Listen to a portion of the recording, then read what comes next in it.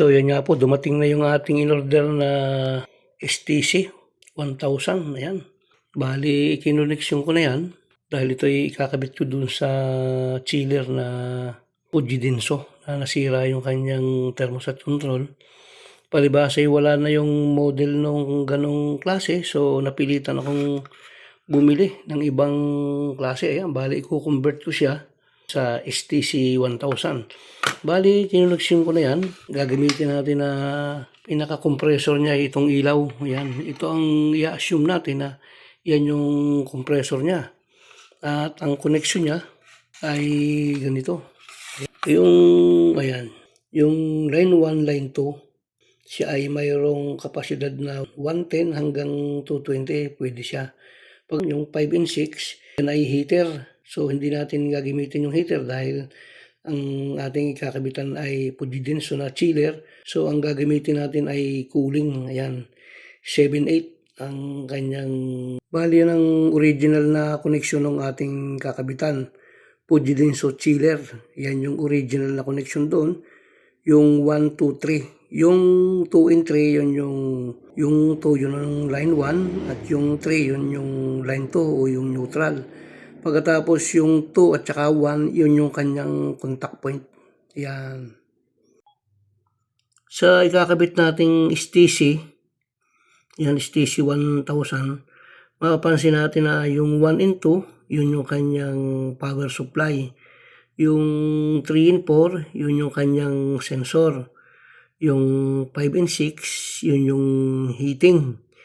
At yung 7, 8, ay yun ang cooling ko. So mapapansin nyo yung 5 and 6, yan ay contact point lang. Ayan, nakita nyo yung arrow na yun, yung signal na yun, yun ay contact. Yung 7, 8, contact din yun. Ayun. So ganyan yung ating, yan yung kasan itong STC na to. So yan yung ating gagawin. So yan naman ang ating connection, yung STC 1000 temperature control.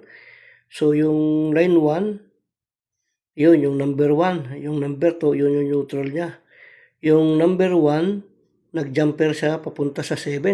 Ayan, nagpunta siya sa 7. Pagkatapos yung line 2, nagpunta sa neutral, nagpunta yung isang linya doon sa coil ng compressor o sa running. At yung number 8 naman, yun yung pinaka-common. So, yan yung magiging connection natin doon. So, bali yung ginawa natin ay ganyan-ganyan. So, titestingin natin ngayong pailawin. Mayroon akong inihanda rito na yellow para makuha natin yung kanyang sensor. Ilalagay natin dyan maya-maya lamang. Ito naman yung kanyang wiring diagram. Yung 1 and 2, power supply, 10 hanggang 220 volts ang kapasidad niya. At yung 3 and 4, yun yung kanyang sensor. Ayan. At yun namang 5 and 6, yun yung heating. Kung gagamitin natin sa incubator, pwede sa incubator kasi ito eh. Pero palibasa ay ang gagamitan natin ay chiller. Ay ayan nga, ang ginamit natin ay 7-8, yun yung kanyang cooling. So yan yung kanyang normal na diagram nitong STC na ito.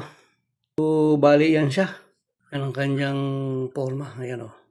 Ulitin natin ang ating connection. So yan, color code tayo. Yan yung kulay blue at saka brown ang ginamit natin. Yan, nagtuloy siya dito sa plug. Ayan. So, yung kulay blue na yan, tsaka yung brown. So, yung isang linya natin ng brown na yan, yan ay nagpunta dito, number 7. So, number 7, ang connection niya, yun o. Yan, ito naman yung number 8. Yan, yung kabilang yan, ayan. So, yung brown, na nanggaling sa line 1, ayan, line 1, tumuloy siya dun sa number 7. Pagkatapos siya namang blue, yan yung ating line 2, ayan o. Yan yung line 2 natin. Yan siya nakalagay sa ilalim. Ayan. Ay nagpunta naman siya doon sa number 7. Ayan. Yung number 2, ayan o. Tumuloy muna yan doon sa, yung isang linya niyan. Ayan o. Ayan. Tumuloy siya doon sa ilaw. Ayan, dito sa bumbilya natin. Ayan. Tumuloy siya dyan. Yung isang linya niyan, ayan, tumuloy doon sa number 7 na yun. Yun, number 7, oh. Oh, yan. Yan. Tapos yung isang linya niya, nagtuloy dito sa line 2. Ayan. Bali, ang nangyari sa kanya, yung line 2 na yan, ay dumaan siya dun sa contact. Ngayon, yan ang magti-trigger para mag-on-off ito sa pamamagitan naman ng sensor. Ayan. So, ating paanda rin para makita natin. So, malinaw na ang ating connection. Ayan, oh.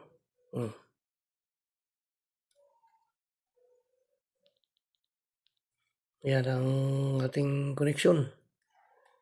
Ayan, kitang-kita na yan. So, ito yung ating parapangalyas. Meron tayo ditong relo, pang oras natin. Dito, meron tayong ballpen at saka notebook.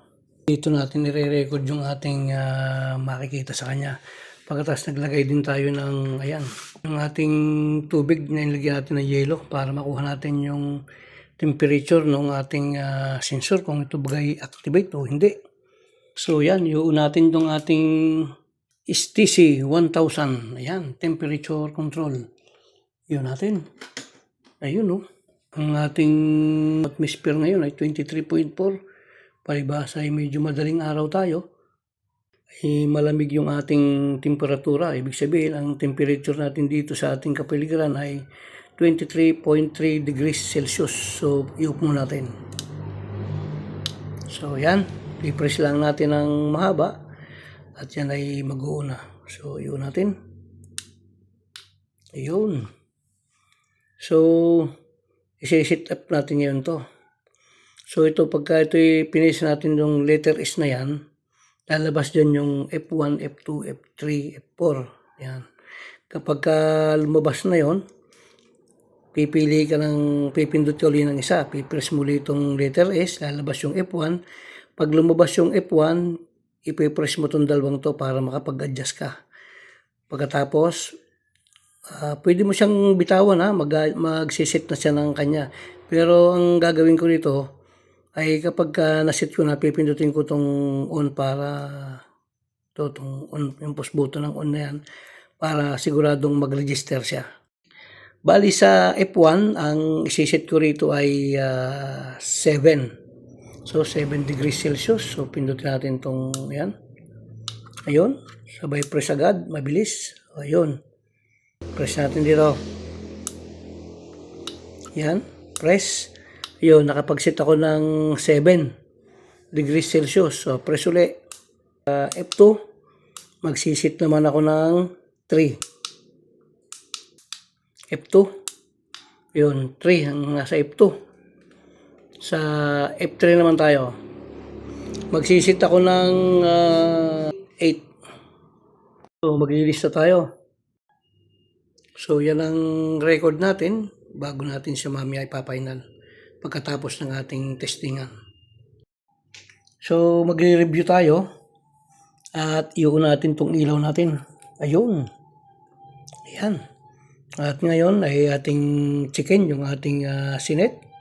Sa F1, mayroon tayong 7 degrees Celsius. Sa F2, ay mayroon tayong 3 degrees Celsius. So, sa F3, ang ilalagay natin ay 8 minutes. So, ilagay natin dito F3. Inup ko muna ang ilaw, nakakasulo. So, reviewin natin. So, i-off natin.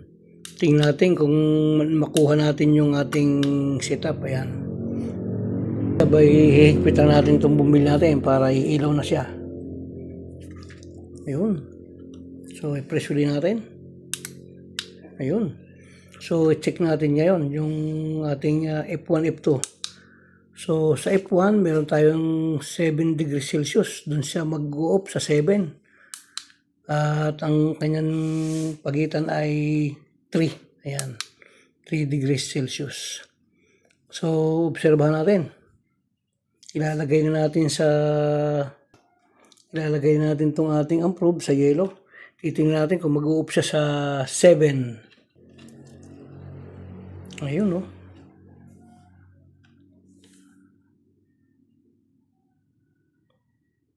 Yun, nag-off siya sa 7. Yan, mag-i-start na yung timer natin. sa 5:53. Yan, 5:53 AM. Lagay natin 5:53, nag-off siya. Titingnan natin kung anong oras siya mag-on at titingnan natin kung nakuha niya yung 8 minutes. Ayan ang oras natin.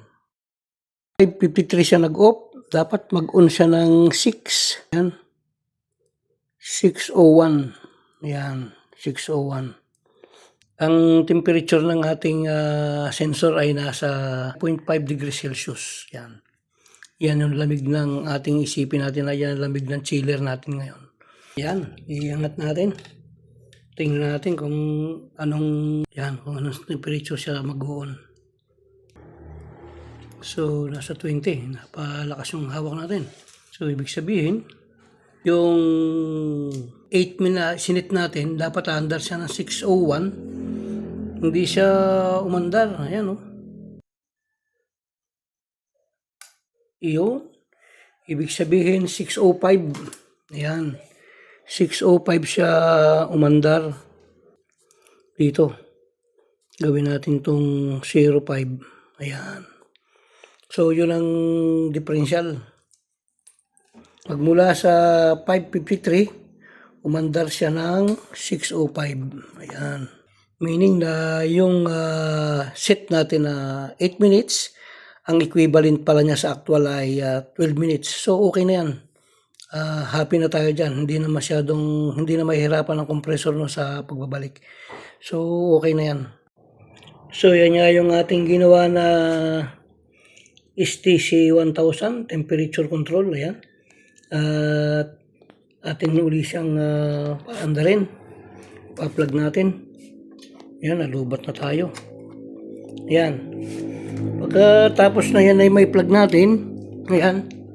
Palibasa yan ay sinit natin ng 8. Aandar yan in 12 minutes. So, hihintayin natin yung 12 minutes para makita natin na umandar yung ating compressor.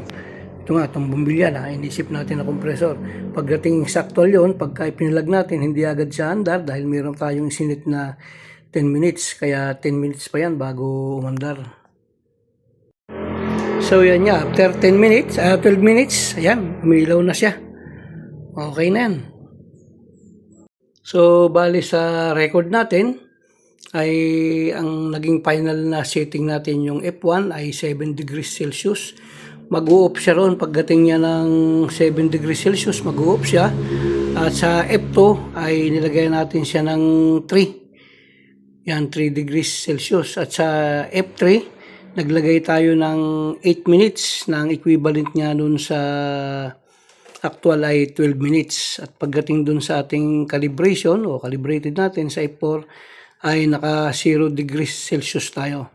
So, ibig sabihin, kung ang nakuha ng ating chiller, o yung chiller, kasi yun ang gagawin natin, ang nakuha niya doon ay 10 degrees Celsius, mag-a-appear siya rito sa lugar na to. So, yan yung kanyang tinginan pagdating na doon. So, hanggang dito lang muna mga kasama at mga idol, mga master. At abangan nyo lang yung susunod na post ko para dun sa pagkakabit natin ng actual, ikakabit natin ng actual yan. Pansamantala, hanggang dito na lang muna itong ating ginawa. Marami pong salamat at isang mapagpalang araw po sa ating lahat. Nawa po ang biyaya at pagpala ng ating Panginoon ay sumating lahat. Marami pong salamat. God bless po.